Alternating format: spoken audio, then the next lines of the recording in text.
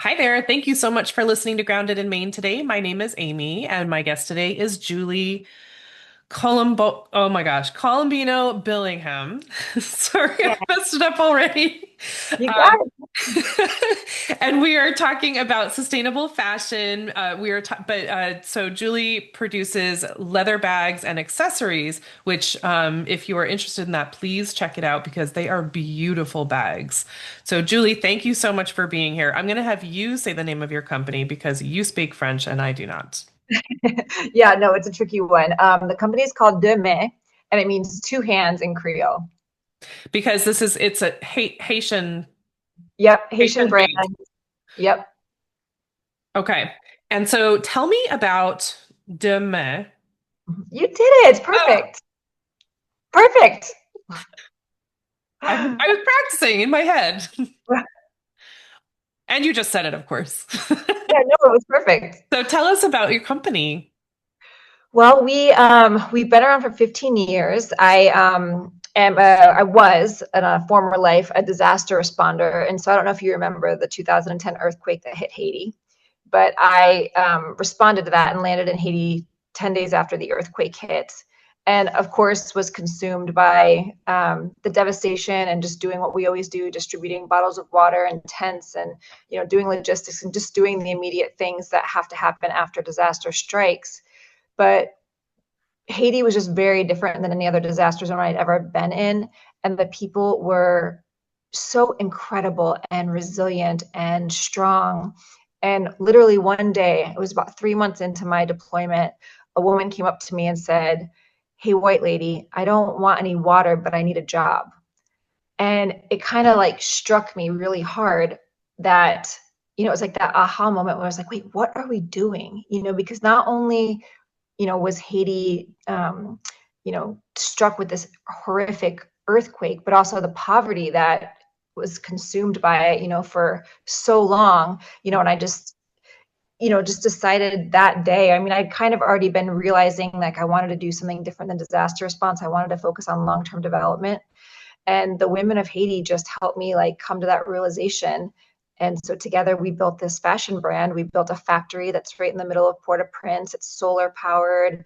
We responsibly source all of our materials. We decided if we were going to build a company, we wanted to do anything that we could to be kind to people and to the planet. And so, our first value is definitely creating good jobs, creating careers for Haitian people and craftspeople. But then it's also protecting the planet any way we can and changing the way that, manufacturing is really looked at. That's amazing. Oh my gosh. And I'm sure, during that period of distress, that the having that feeling of purpose must have made such a big difference. Like Oh, yeah. something to look forward to, something to be productive and and and money. Yeah. I mean, it changed my whole life. I was supposed to be in Haiti for 2 weeks, 2 to 4 weeks was what I was supposed to be in Haiti for. And I ended up living there for 5 years, Oh, and then going back and forth, every 6 weeks for the last 15 years. Because it changed my whole life. Being around the women of Haiti and understanding, when you really put your mind to something and you like find purpose in something and realizing like not only were we making an impact in Haiti, but we were offering consumers a way to buy responsibly and have a product that was beautiful and that, um, you know, that allowed their purchase to really make a difference in this fashion world where everybody talks about fast fashion and consumerism. And it's, I always say we're in the belly of the beast. We have to fight everything in fashion, and so that's what we do every day. We just try to fight not only the hardships of manufacturing in Haiti, but the hardships of being in the fashion industry where everything is consumable. right. And and it's just it's a rough one, but we're in the challenge, we're in the fight. Well, and your team, which is that's Yep. amazing. I mean, because I know you Yeah. were saying when you said we, or when we were talking before we started recording, I was like, who's we? And you said my team. Oh yeah. Yes, the Duh. team. Yeah. We've been a team of we started with a team of 4 women in 2010, and now we're a small little army of 50. That's that's a nice big number. Yeah. That's awesome. And so, I mean, and these are women. Mostly, yeah. We employ Good. both women and men, but the leadership team is almost all women, and it's just I naturally connected with women in the early days, and most people that we started working with 15 years ago still work today, and so it just kind of works that way. That's And women are amazing. just pretty awesome, you know. Yeah. Well, I mean, and I just I'm just imagining how I would feel, I think, if I were in that situation, and even being a woman and like you're like the homemaker or whatever, and and then all of this happens and somebody offers a job, and whether it be a man or a woman, like you want to take that job, it sounds like a life-changing opportunity for so many people. And I love the feeling of independence that must have brought. Oh yeah. I mean, it was really like economic freedom is everything, right? So like when a disaster strikes, there's a time to give things away and there's a time to be charitable and there's a time to receive things if you're like the victim. But nobody wants to be the recipient of charity for a long period of time. Nobody wants that. Right, You right. know, everybody wants to feel independent. Everybody wants to be economically free. Everybody wants to be able to care for their families.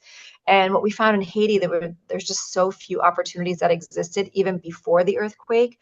Mhm. So it was just so important because people kept saying to me, you know, why do business in one of the hardest countries in the like I mean, it is the poorest country in the Western Hemisphere. I'm sure, you know, many of the listeners you may have heard Haiti referred to that. And it's very, very challenging. But also like amid that All the more challenge, reason. yes. Yeah. Yeah. Um, that's amazing. So I'm curious why you chose bags. Mm. Well, to be honest, it wasn't my first choice. I lived in Africa years before this, and I had seen in Africa people making sandals out of recycled tires.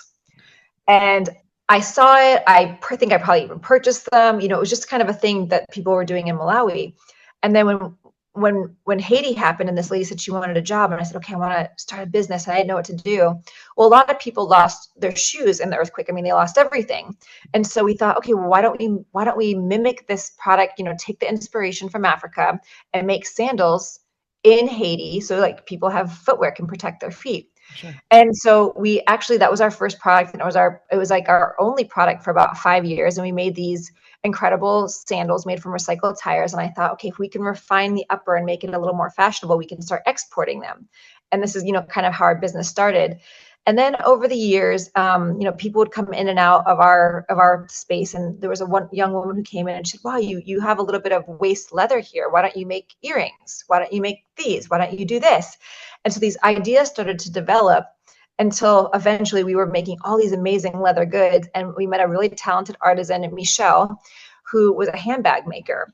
And he just kind of revolutionized. So it was like as people came into the company, they just offered their skills and expertise and changed our line of business. And so much so that handbags just took over. And I mean, now our handbags are being sold at Nordstrom, you know, and so it's like it's like kind of changed everything. So that's really what we focused on now is the handbags. And then instead of making sandals, we make school shoes for Haitian children. So we wanted to make a product locally, and we've made and distributed thousands and thousands of pairs of school shoes for Haitian children because they wear uniforms in Haiti, and the school shoe is part of the uniform. So they're really cute, appropriate, like Haitian appropriate leather shoes for Haitian kids. And so we have these two lines of business, but for export and for like global consumption, we make the handbags Oh and my small leather gosh, goods. that's so fun. Uh, Yeah. and I love that the idea of using the scraps, like scrap leather, to Yeah. make other, earrings or Yeah. whatever. I mean, do you? I didn't notice like a quilted pattern. Yeah, we're not a zero waste company. Like, so we do still have waste. You know, because we use what's called dead stock leather. A lot of people haven't heard that term before, but it's like I can give an example. So like if a brand like Michael Kors or something orders 10,000 square feet of leather and they only use 8,000 square feet, that 2,000 square feet will either be burned or thrown away or sold to what they call jobbers. And so we buy those excess. So they're beautiful, wonderfully made leathers, Right. but we don't get a lot of it. So so things are always changing for us. So that's why we say it's responsibly sourced leather. Um, but we are looking into, how to be a zero waste company, how to make sure we have no waste, but Yeah. we haven't come up with those designs yet. So stand by, Amy. Well, But hey, I mean, it's still a newish company, so yeah, yeah, you're working with what you can, and I think yeah. that's incredible. Um, I know, and I mean, and really, you guys check out the website because these bags are, I mean, Nordstrom, they're beautiful bags. Thank you. And so let's see. So these are made in Haiti. Mhm. You had a message that well, maybe so let's see. You wrote a memoir. Mhm. Do you want to Yeah. talk about that a little bit? And then we can talk about the other message that I was about to blow. Sure, sure. The memoir, it's called From Lost to Legacy: How a Fashion Business Rose from Haiti's Rubble. And it took me 15 years to write. I mean, it started as the journals that I was keeping in Haiti, like right after the earthquake. And a few years into our company, people started saying, like, I was speaking a lot at universities and talking to, social entrepreneurs. And I thought, we should write a textbook of all the mistakes we've made in building this business to maybe help young people who want to, go into the developing world, or interested in sustainability, interested in any of these things that, employing mostly women, whatever it was. Thought, write this book, this textbook of all the mistakes and how to avoid them. Mhm. And so I was kind of doing that for a few years. And then as I was getting older, as I was having more life experiences as a woman entrepreneur, as a foreign woman in Haiti, as a newly married woman, all the things that were happening to me in my life, it just kind of, it all just kind of started coming in. And then when, it finally got time to, meet with the publisher, they're like, oh, this is a memoir. This is not a textbook. So like we have to change it. So I tried to, keep in all the mistakes that we made, and really share I think when building a business, in building our business, there were more downs than ups, more lows than highs. And so just trying to stay really honest about that. And then also I interviewed about 50 people, because building this brand, it took, so many of like my Haitian colleagues, so many volunteers, so many colleagues that I had that, came in and out of the States. But most importantly, my Haitian colleagues, some of them don't speak English, so they don't ever have a chance to tell their story. So Mhm. I wanted their stories to be published as well, because they are so incredible. I mean, each person that I work with has a story, and I'm sure, every person on this planet has a story, but I have been honored to get to hear those of, my colleagues in Haiti, and I just wanted those to be, shared with the world, because they're so beautiful and inspiring. Oh my gosh, I love that. And I just love that. So this must have just come out. It did actually. So we had a launch party in London yesterday, and so Oh, that's so we you were launched. in London. That's I was in London. So launched the book. Actually, wait, the launch was on Tuesday, flew on Wednesday, and then our launch party in America, in the United States, is tomorrow. Oh my So gosh. yeah, the book is brand new, just came out. But yeah, it's been really exciting. It really was a labor of love, and just so glad that, we finally get a chance to tell our story. And we hope that, we can just maybe inspire other people who are interested in this line of work, or in any of these topics that we go into, and, just Yeah. make more friends along the way. Oh my gosh. So I love so much that this all started because you were in disaster response.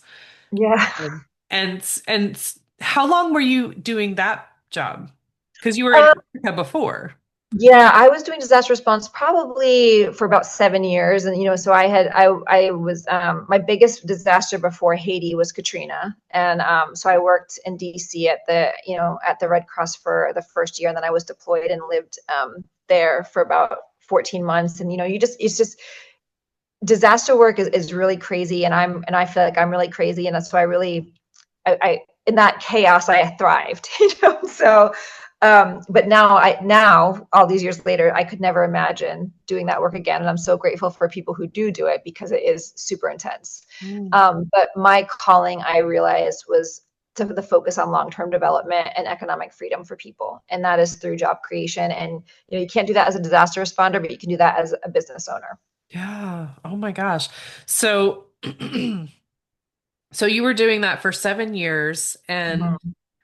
and Haiti was your last one because then you were Mhm. like, no, I'm I'm staying. this is not what I need to be doing. This is what I need to be doing. Yep. Okay.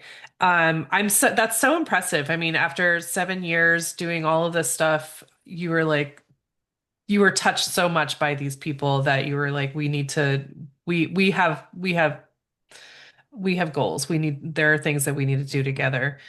And I think that's incredible. So, the 15 years you've been in this business with them, you've been also documenting and oh, gosh, that's incredible. So tell me the name of the book again. I know it's From Lost to Legacy. How a fashion how what is the name of the book? From Lost to Legacy: How a Fashion Business Rose from Haiti's Rubble. Oh, that's awesome. Oh my gosh. Okay. And so and so from that, like doing disaster response, meeting these people, realizing that there's something bigger that you need to do. Um, you built this business with them, and then so the message that I picked up from your guest form and what you had suggested, one of was the power of your purchase.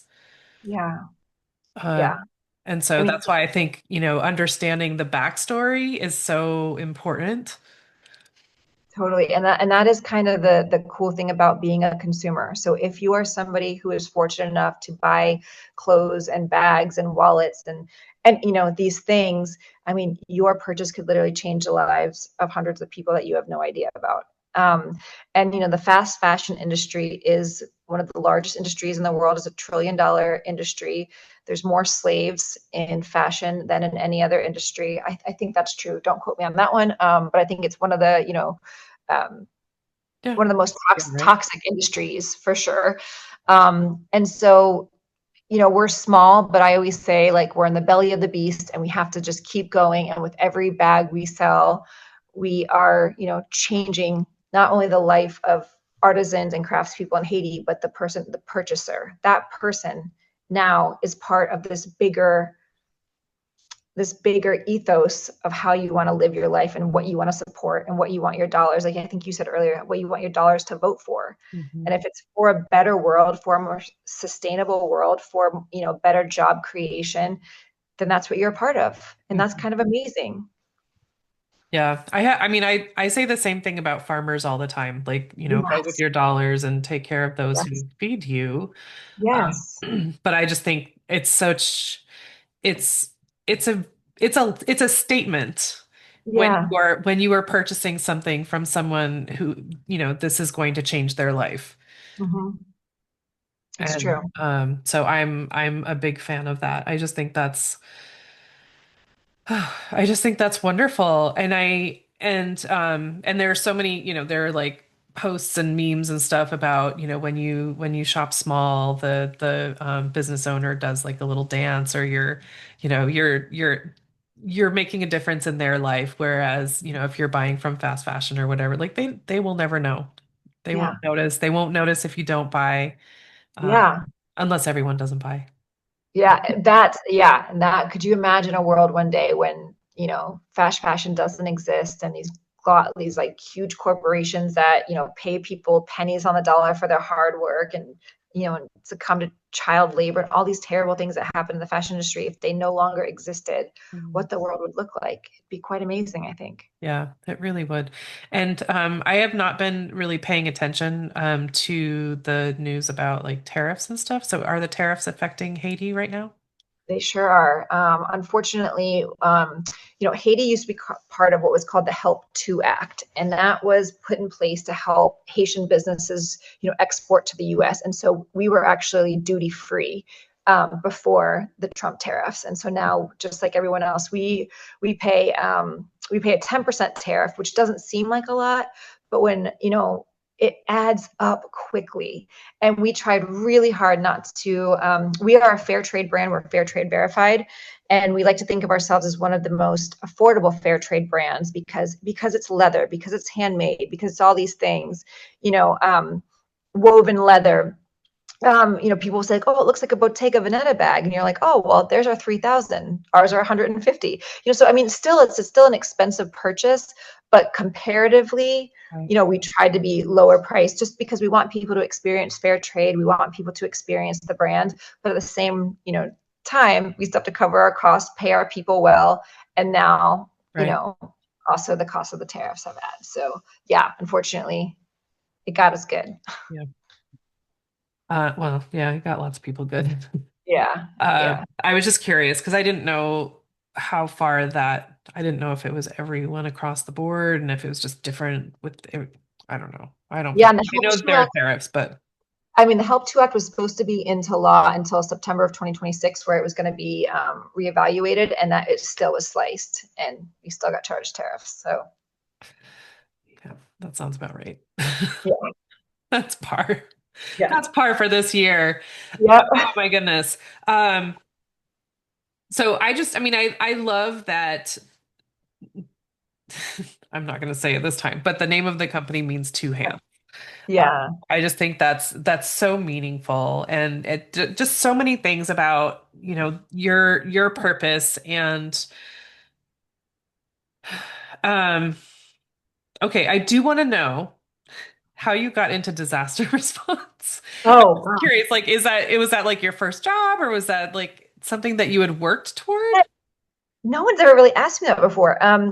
I have a master's in nonprofit management, so I've always worked for nonprofits. Okay. There was in school, there was this like an undergraduate or study, a focus on disaster response. And yeah, I just, in the nonprofit world, I think they just kind of like went hand in hand. And I kind of like was good at that. And so then yeah, I made it a full focus to work on disaster response. But yeah, I don't know, I have to think about that one. I don't know how I like really got into it, but I guess I just thrive in chaos. Well, I mean, it came from the nonprofit um, Yeah. degree and the studies. Okay. Yeah. I did not, I'm always curious about stuff like that because I know, even just like thinking about disaster response in our own lives, like Mhm. if I were to come up against a bear, this is not Yeah. like anything like what you were dealing with, but like if I were to come up against a bear, people are like, oh, people say, well, if it's this kind of bear, I'm like, I'm not gonna wait and find out. Can I ask the bear?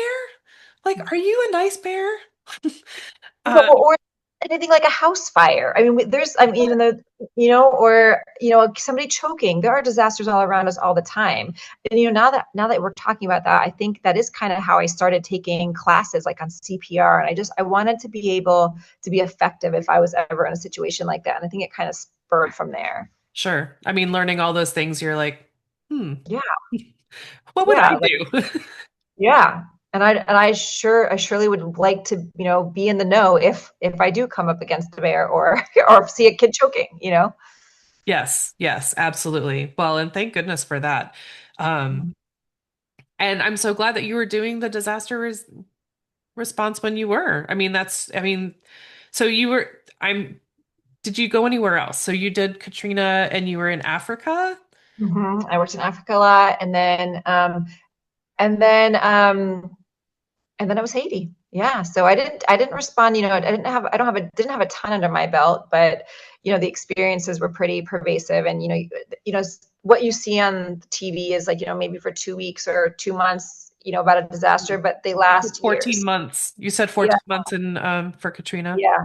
But then, I mean, even behind the scenes, going back into the office, you still are working on things, to try to help communities rebuild. It takes years and years for Yeah. communities to rebuild after that kind of disaster. So, Yeah. I mean, 2 weeks is not like, yeah, it's nothing. I mean, when there's like destruction, that just like 2 weeks, oh, all better. Okay. Yeah, yeah, But I mean that's a big commitment. I mean 14 months and plus the follow up and taking care of things in the office and yeah. stuff like that. But and so you said you were there 5 years in Haiti? Yeah, I left in 2015 to come back to the States to try to focus on like getting investment for our company, sales, building the brand, and then would just go in and out to help with design, get the Haitian team, all ready. I mean, we don't live in Haiti at all anymore. So it's completely Haitian run. But it took some time and preparation to get everybody where they needed to be. So yeah, but that's where we are now. Wow. I love it. I love it so much. Yeah. Um, is there is there a most popular bag? I mean, I know you've got some that are on in Nordstrom, but like, what's your most Yeah. So popular bag? the number one Nordstrom bag is the woven crossbody bag.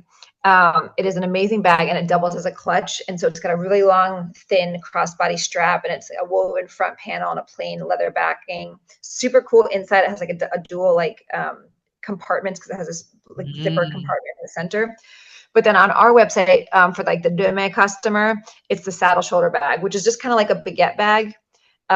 Just kind of like the under the shoulder bag, and that's our number one selling bag. So those are kind of our most popular. Um, but then we've just launched, we have this satchel shoulder bag, which is really cool. So we're part of not only Fair Trade, the Fair Trade Federation, but we're also part of the Museum Store Association, and we sell to a lot of museums, which is really fun. And our bowler bag is pretty much the best seller for the museums. Wow, a bowler Yeah. bag.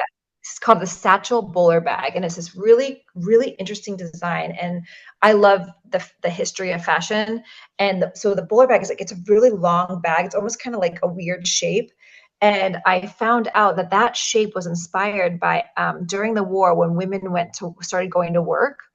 They wanted a bag to put their knitting needles in. So they created this bag that had this like long, kind of strange shape, but your knitting needles fit into it. So we took that inspiration and then added like our Haitian flair with the weave and the different color combinations. And Michelle, our lead handbag artisan, like just kind of like made, like zhuzhed it up. And then we came up with the satchel bowler bag, and it really is kind of like a showstopper.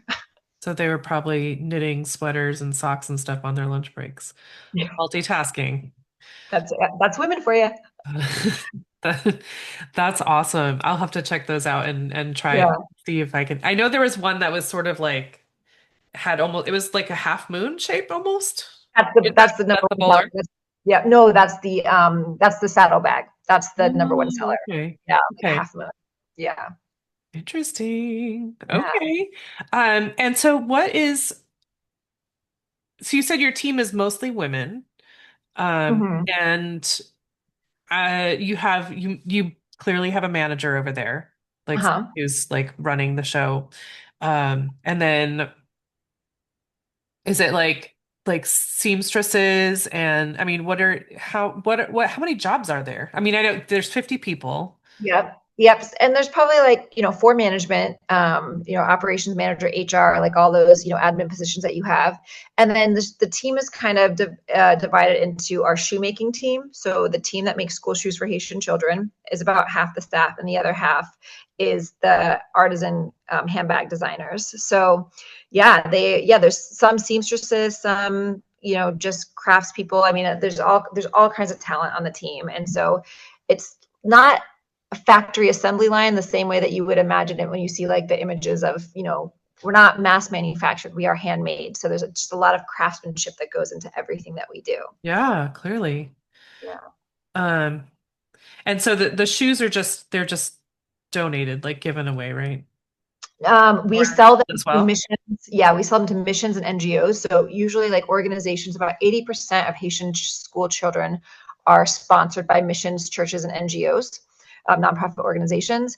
And a lot of those organizations used to bring in old used sneakers and sandals from the United States and give them away to Haitian kids. The problem is those shoes are not appropriate for the school uniform. A lot of times don't fit. They're not appropriate for the weather. All sorts of, and also they're secondhand. Sometimes they were a lot of garbage that was brought into the country. Mhm. And we believe that every Haitian child is deserving and valuable enough for their own pair of brand new school shoes. So we've worked with missions and NGOs and churches to try to help them, diversify their budgets, look at, what can they do? What can they buy in country, support the local economy, ensure the children have brand new school shoes made just for them that fit them, that are appropriate. And so we've been really lucky that, we've converted a lot of, organizations to change the way that they think. And that is, part of our sustainability mission is buying locally in Haiti, um, making sure that, every intentional thing that you do in the country fights for the economic freedom of Haitian people and the dignity of Haitian people. And that's something that, has not always been the focus in the missions and in the charity world, So we're really hopeful to change that narrative. Hmm. Oh my gosh. I love that so much. Thanks. I just think I everything about this is just it's just so wonderful and it's so empowering for the people of Haiti. And I mean, thank goodness for you, Julie. I mean, you just happen to be at the right place in the right time and you've Honestly, they taught changed me lives. everything. They taught me all of this, and I became the kind of woman I wanted to be when I was around the people of Haiti because their strength, their compassion, their community, their sense of community. Mm. Um, I remember one time we were having this particularly really hard month. I think it was 2014, and it was like, I mean, you couldn't believe the things that would happen. We had a flood because we were in this basin in Port-au-Prince, and like so much we like lost all this raw material. A few days later, we had a fire. It's like you have a flood and a fire the same week. And then what happened? Our generator got stolen. I think I got malaria. Like it was just like hit after hit after hit after hit. And I went over and I went to one of my colleagues, Jolena, and I like sat on her lap and I was like, I can't do it anymore, blah, blah, blah. And she took her two thumbs and wiped the tears from my eyes. And she goes, okay, Julie, Anale, That's let's go back to work. And that was it. It was like, let me cry for about 30 seconds. And then was like, enough, get up, let's go back to work. pity And party over. yeah. And that is the spirit, of the Haitian people. And that was like, I want to be a part of that, Yeah.